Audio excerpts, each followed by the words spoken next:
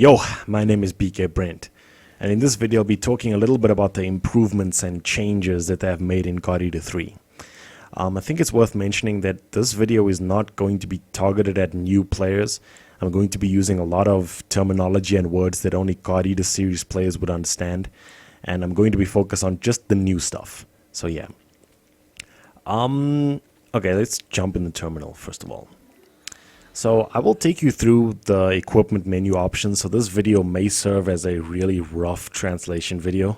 I was thinking about doing translations for this game anyway, but I'll get to that later. So yeah, as I'm sure you are aware, there are two new melee weapons in God Eater 3, bringing the total of melee weapons up to 8. There is short blade, long blade, buster blade, boost hammer, charge spear, variant scythe, biting edge, which is the new dual blades weapon. It has very fast attacks and has an alternate spear mode, which is a very interesting weapon. I feel like a lot of people are probably going to be using this.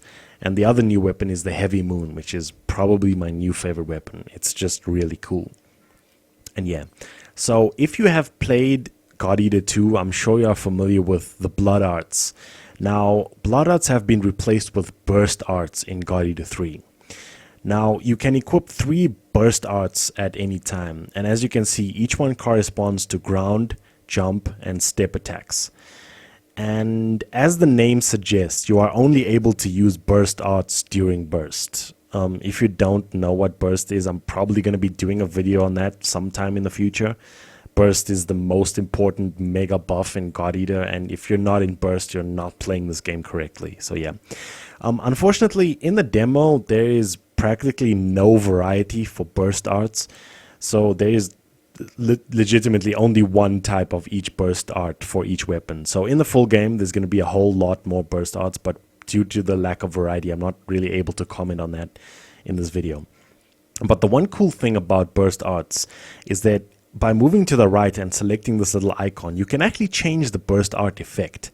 Now what this means is, for example, let's say you're using a burst art that has a projectile based attack, but you don't particularly like the way the projectile spreads. Now by editing the burst art effect, you are able to change the way the projectile would work. Now I'm not going to go into too much detail because I feel like there's a lot of variety and a lot of detailed ways that you could change up the ways you would play your burst arts. So yeah, I'm really looking forward to experimenting with this system in the full game. So moving on, guns. There are assault gun, sniper gun, shotgun, and ray gun. As you can see, the blast gun is not present. It looks like the ray gun has replaced the blast gun. Now, the ray gun is the new gun. It works by firing a laser, and the longer that you keep the laser fired, the more damage it does. Now, the ray gun does make use of the old Oracle reserve system that the blast gun had, but as far as I know, I think the Oracle reserve caps out at 3 stocks. I'm not sure if it's 3 or 2, but yeah, the removal of the blast gun and the limit to the Oracle reserve indicates that the developers really wanted to balance the way bullets would work, and I fully agree with that. I feel like the blast gun was not very well balanced, but yeah.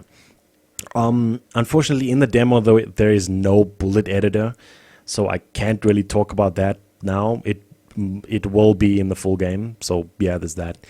And moving on to shields, there's buckler shield and tower shield. Now these are the exact same 3 shields that have always been in the God Eater games. So yeah, I'll move on to that. Now the next 2 menu options are the 2 new mechanics, but I'll skip those for the time being and go to this one. This is the burst unit. This was in God Eater 2. And this unit allows you to equip very special skills onto just a specialized slot. Now, for example, I'll read some of them for you. The first one is Air 20mm, I guess. It's called Braveheart. Now, this one increases attack power, close range attack power of aerial attacks. And yeah, as the name suggests, these skills are all going to be burst-only skills. This one is Firm Stand. Firm Stand is a skill where if you have over 51 HP and you take a hit that will kill you, you will survive the hit with 1 HP. So yeah, the burst units allow you to equip very specialized skills, similar to God Eater 2. Now, moving back to these 2 new mechanics. This one that I have selected is the new engage system. Now, this is a little bit complicated to understand, and from my understanding of how Zeke explained it in the tutorial, the engage is triggered by fighting in close proximity with another player, or it can be an NPC. Now, when you trigger engage, you get access to this specialized buff that you select here. Now, the buffs are pretty good. I'll read some of them for you. The first one says, used items, the ability of items used in the mission increases. And just to give you some more examples, another engage is HP regeneration over time, devouring gives you HP, and movement speed plus 25%. Now, as you can see, these are really good buffs. And when you activate engage, both you and the partner that you engage with will get access to these buffs. And in actual fact, if the partner happens to have the exact same engage as you, the buff will stack. So yes, this means that if both of you have, for example, movement speed plus 25 and you engage together, you will be having movement speed plus 25 times 2. So yeah, there's a lot of experimentation that can be done with this new system. And another thing about the engage is when you engage with a partner, your burst gauge becomes linked or shared. I don't know what's the correct word, but basically it means that if you devour when you're engaged with someone, they will get burst as well. And likewise, if you give them transfer bullets taking them to burst 3, you will get burst as well. So yeah, this system is very important to learn. I mean, I hope that the game does a proper job of explaining this stuff, because most of the stuff I found through trial and error. So yeah. And let's move on to the next new mechanic. Now, this one is the axle trigger. I will go through all of them because there's only 4. But basically, the axle trigger is a very specialized buff with not especially long duration, but the effects are very, very immense. But the key to the axle trigger is that there are certain conditions that you need to fulfill in order for them to activate. Now, starting with the first one called Warrior. This one says, close range attack power increases by 10% and the duration is 15 seconds. Now, the way to trigger this axle trigger says land 5 melee attack finishers. So basically just five combo enders on the ground, and you will activate this axle trigger, and it will last for 15 seconds and you will get a 10% boost to close range attacks. Now, the next one is called Guardian, and this one increases defense by 18%.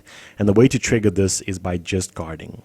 Now, the next one is the LB Attacker, and that says link bust. Okay, it says link when you have activated this axle trigger, and you give someone a link burst bullet, a transfer bullet.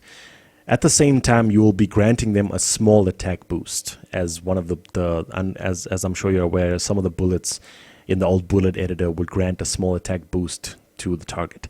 So yeah, this buff allows you to do the same thing. And the last one is the Warlord. The Warlord says burst arts damage increases by 20% and the duration is 15 seconds. And the way to trigger this is by landing 5 devours. Now, the interesting thing to note about the axle triggers is that they work hand in hand with the engage system. Now, what this means is that if my partner activates his axle trigger while I am engaged with him, I will get access to his axle trigger as well. Now, this could be taken one step further and used to stack very good axle triggers. Like, for example, if both me and my partner have access to Warlord and we both have 4 devours, like I said, the condition for activating this axle trigger is to have 5 devours, right? So we both have 4 devours, and then we engage and we pop the final devourer. We will both get access to the burst arts damage increase by 20%. So yeah, there's a lot to experiment with these systems, and the more you use them, the more they level up, similar to how Blood Arts used to work in God Eater 2. And yeah, this final option is just editing the cosmetics of your character. So I can go through some of the items. For starters, it looks like they're giving the burst inducer to us for free. I really hope that that's the case. I hope that you're able to buy this in the shop or something, because crafting this in God Eater 2 was really irritating, and it's a very important item. And the other thing to note about the burst inducer is it doesn't use as much HP as it used to. So yeah, it's looking really useful. And there's a new mine. It detonates after about 3 seconds. Not really more to say about that. And the other new items is these little elemental ampules. Now what these do is momentarily they increase elemental damage. Now, the presence of these items kind of makes me think that link aids are not going to be coming back. And right now, there is no way to get Burst 3 in solo play. So I really hope that there's some way to get Burst 3. So yeah, oh yes, one other thing to note is that the multiplayer lobbies are practically the same from God Eater 2. I'm not going to be doing online in this video, but I really hope that they would have changed them, because I mean, it's the exact same thing in God Eater 2, where if you are playing in a session with two of your friends and a third friend wants to come along and join, you have to recreate the whole room. I don't really like that, and I kind of felt like they should have addressed that. So yeah, I'm going to be jumping in a mission. And one of the things that I like about some of the changes is, just at a glance, when you're about to select a mission. Now, as you can see, in this mission, I'm going to be fighting that guy with the drill on his hand, Barbarus. I don't know what the hell his English name is, Barbarus, I guess. But as you can see, at a glance, it says that his elemental weakness is Blitz. And this is very convenient, because not many people want to go study the database learning all the elemental weaknesses. And also in this menu, you can press triangle to see the drop rates of all of the items as mission rewards. So yeah, let's go ahead and select this mission. And I will be doing a little bit of gameplay in this video. There's a lot to cover, so I'm probably only going to be touching on some of the new systems. Like, for example, I'll be talking about dive and air devours. And, well, during gameplay, probably the most glaring thing that you will notice is that they redid most of the animation, so the game looks very fluid and very fast-paced. Like the way the steps look and the way the jump recovery transitions, the game looks very fluid. And I mean, that's a huge step up from the old PSP engine they used to be running, where the characters used to look very stiff. Right, so here we are in a mission. Now, the first mechanic I'll talk about is the dive, which is this. A lot of people have been mistaking this for a burst art. This is not the case.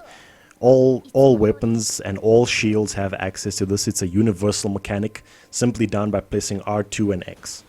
So yeah, it can be done in the air, and it drains a considerable amount of stamina when you use it. But when you are locked onto an origami, the dive will automatically go in the direction.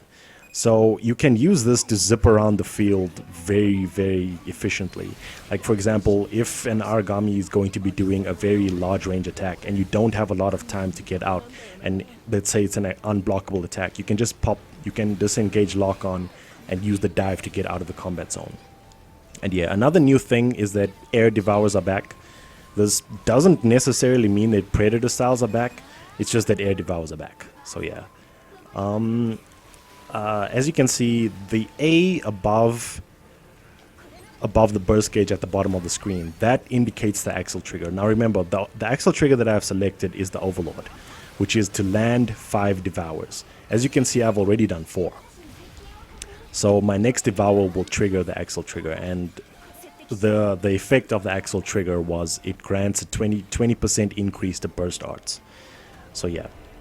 And also, if you look at each teammate's head, above their name, there's this little clock-like yellow gauge. That is the N gauge. And like I explained earlier, the N gauge fills up. The gauge fills up as you fight in close proximity with your teammates. And when the gauge is fully filled, then you're able to press L2 and R2 together to trigger the engage system. And yeah, as I've explained earlier, engaging with people gives them access to your axle trigger, and it joins your burst gauge. So yeah, I think Zeke is really close to triggering his axle. Right, the engage start. So I hit L2 and R2, and now to demonstrate, I'm going to be giving him a transfer bullet. Where is he? There, as you can see, because I was at burst 2, and I gave him a transfer bullet, and I ended up in burst 3. That's just to illustrate that the engage system makes your burst gauges linked.